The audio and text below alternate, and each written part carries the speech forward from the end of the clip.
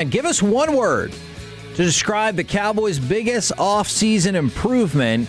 We've got some other pressing NFL questions, but also a scheduling update. All right, Alec, this is what I've got so far. Tell me if this is what sounds right. Week 1 at the Giants. Week 3 for the Cowboys, they will quote-unquote host the Ravens, and that game will be in Brazil. Week 5, host the Bucs on Thursday Night Football.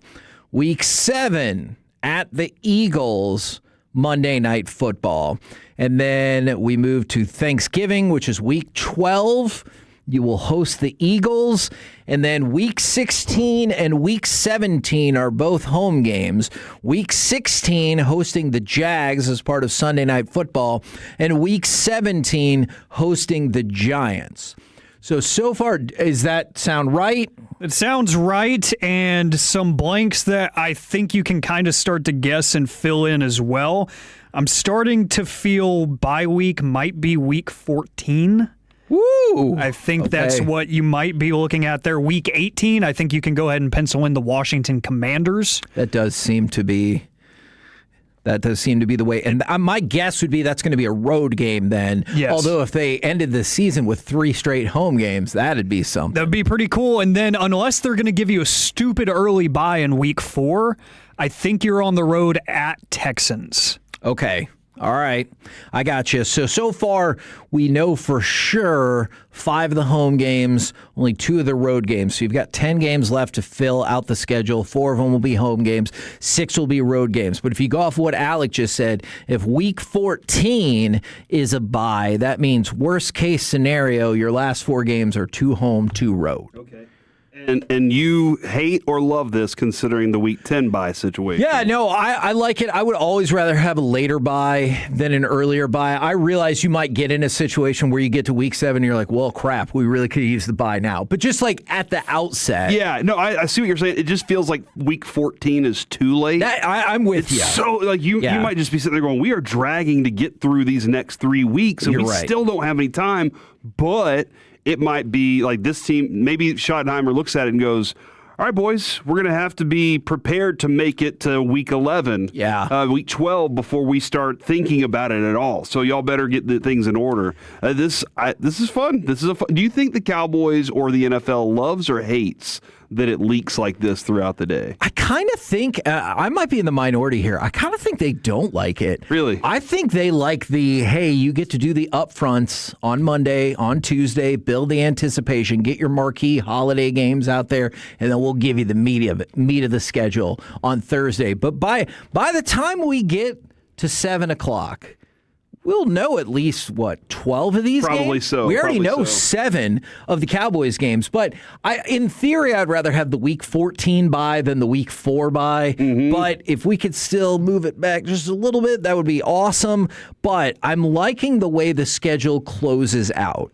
If your last 3 games are host the Jags, host the Giants, at the Commanders, in theory, those would all seem like winnable games. And of course, I realize this can be a stupid exercise, but it's so fun. Yeah, it's so fun. No, yeah, dude. I'm not sitting here trying to be like, I'm making a prediction and I will be right, because good gosh, you got to get through. You got to get through training camp first. All right, you got to get through mini camps first. You got to get through, and mini camps are important. Even the voluntary workouts, Kevin. That George Pickens is not in. I don't understand why you brought that up. Oh, you said it was important. I thought we should point out that one of our best players is not there.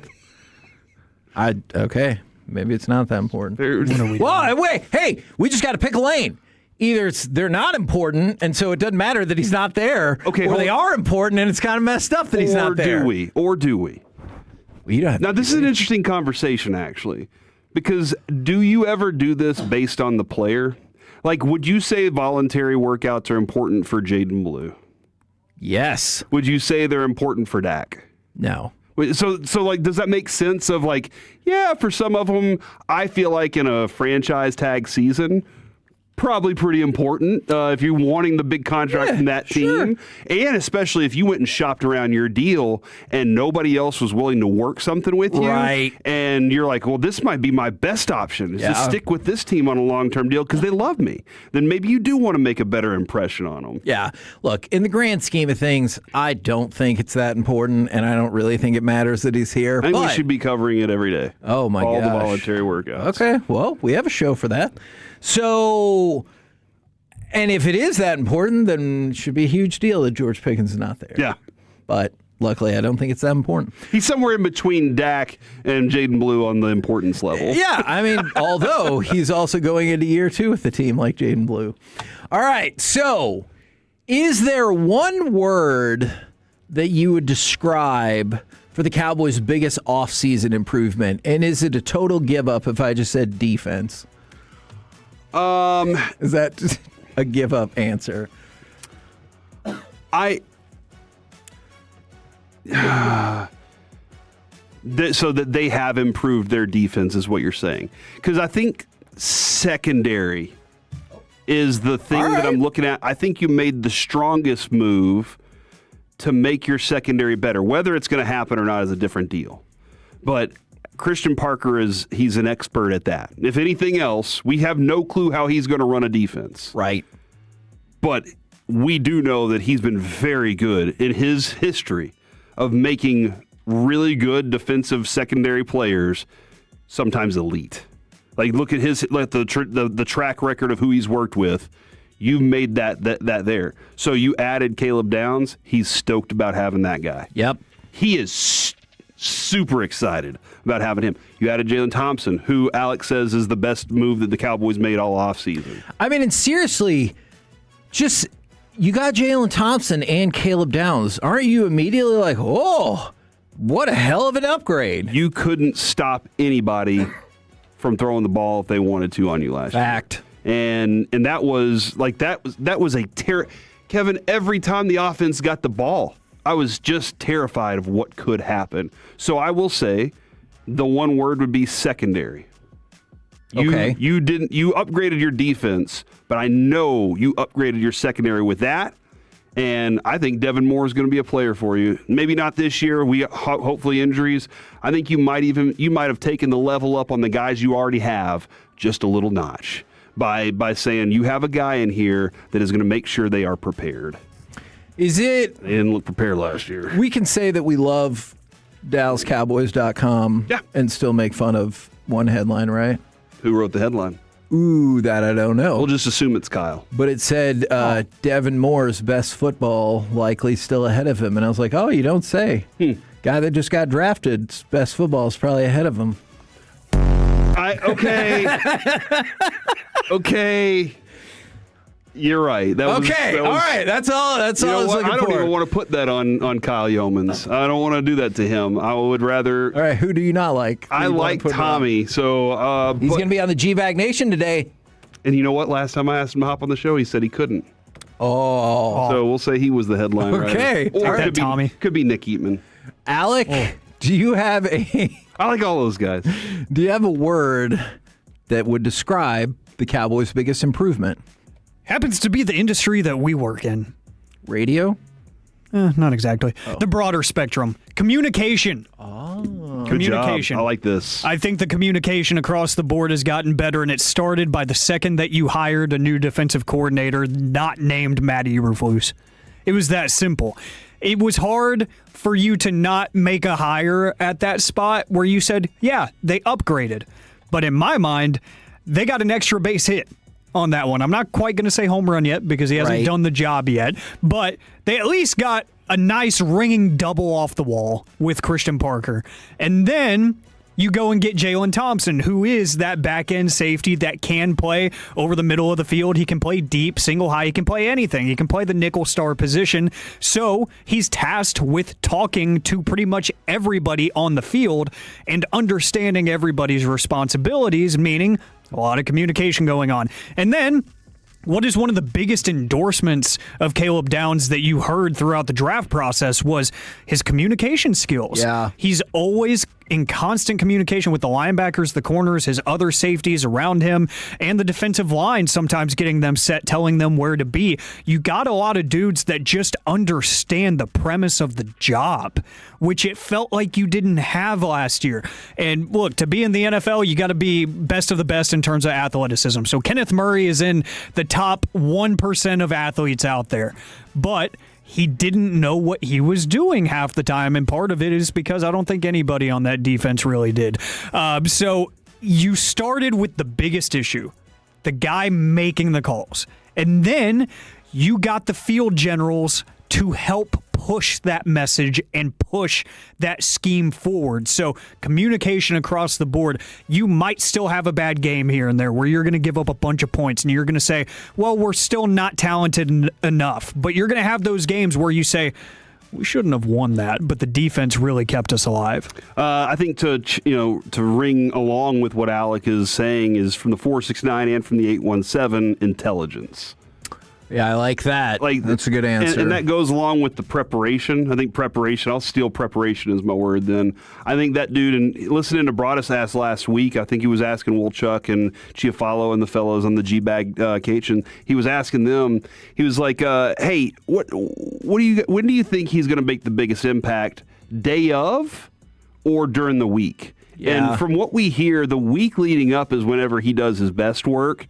In-game adjustments with Caleb Downs will probably be beautiful, but the intelligence of these players, Kevin, how many times last year did they just look like they didn't know where to go? All of them.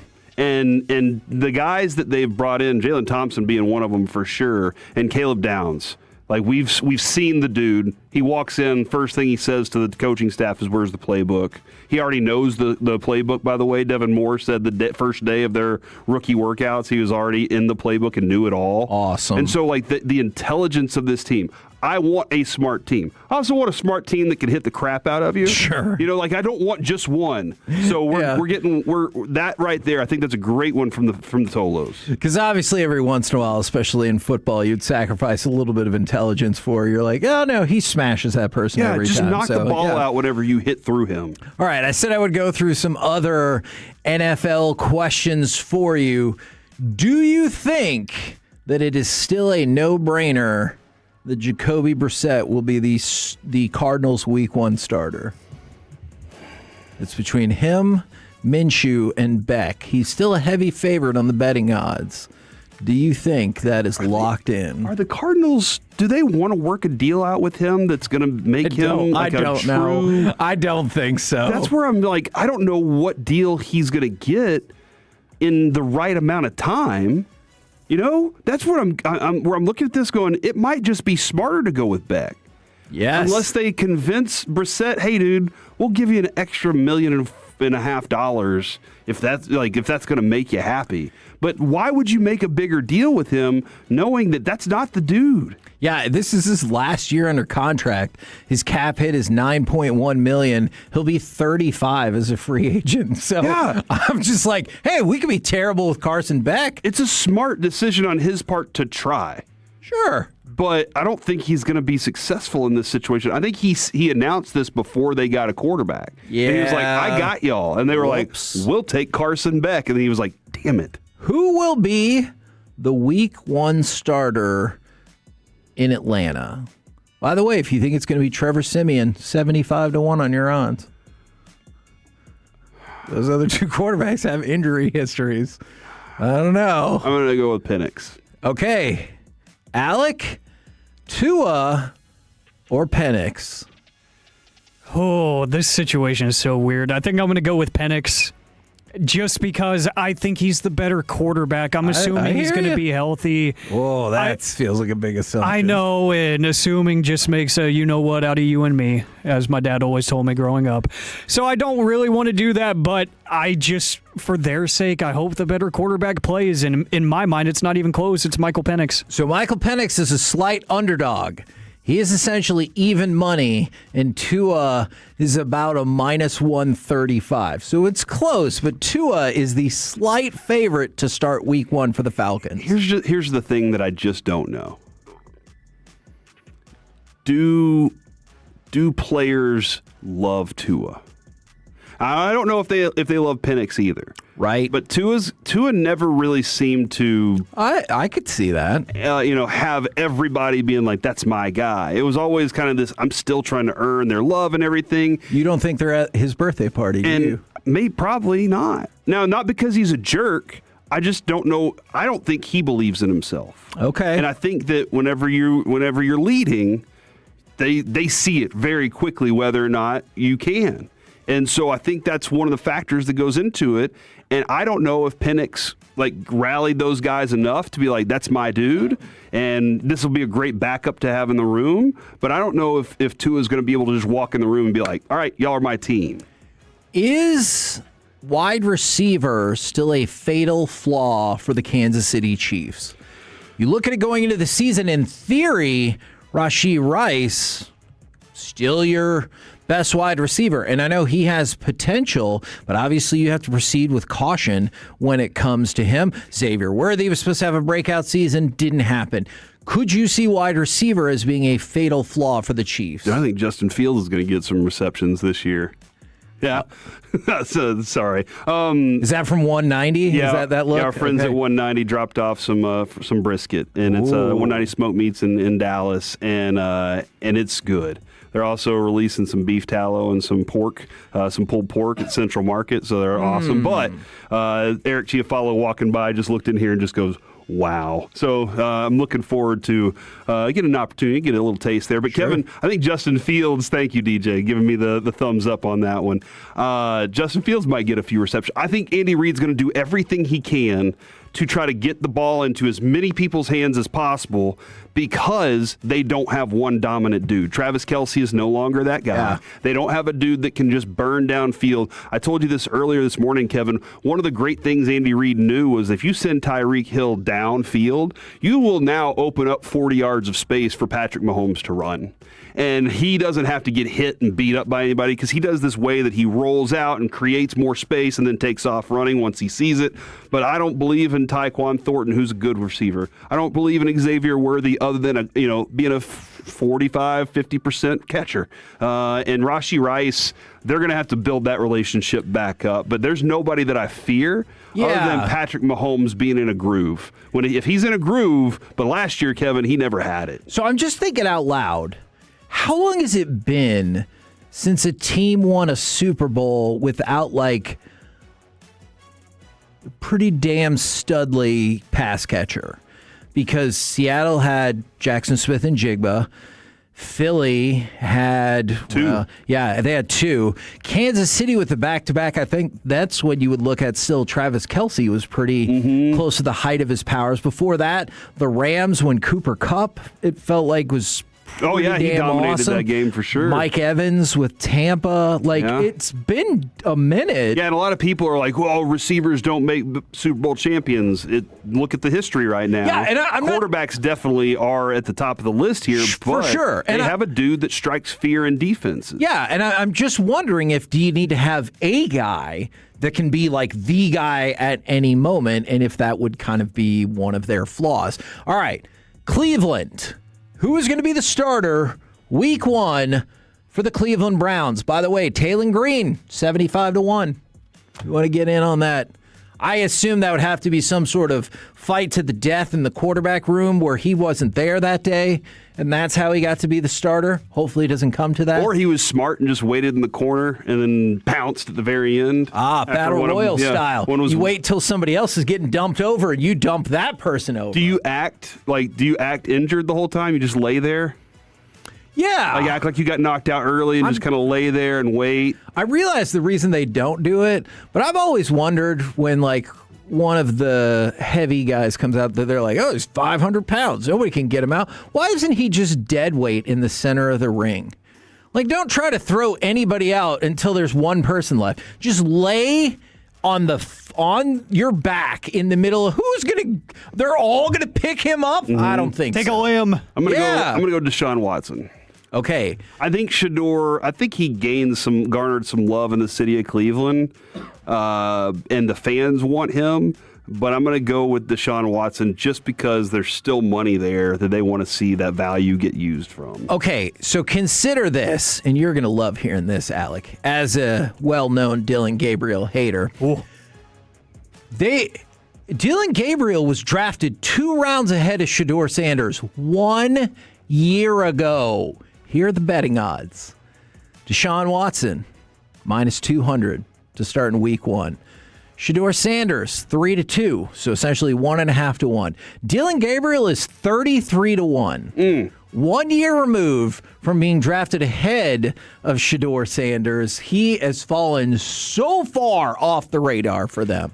I think Taylon Green might be ahead of him. So what happens whenever your team is bad at drafting and they draft a bad player? They put him on the field and they're like, this guy actually does suck. Incredible. We can't play him. It's pretty simple. From the 817, Sanders was a Pro Bowler, you know. All right. And he called his people and went, "What the hell is happening?" I talked to his people at the Super Bowl, and they were like, he called me and was like, "What, is this a joke?" And then they were like, "No, you need to leave Paris and come to be in the Pro Bowl." It's a funny bit. If you invited him all the way out there and you're like, I'm just kidding, you idiot. You're not a Pro Bowler. What are you even talking about? Like, that would be... yeah, I'd be a little embarrassed in that situation. That would be a funny bit if they went in that direction, although obviously I can see why you would not want to go in that direction.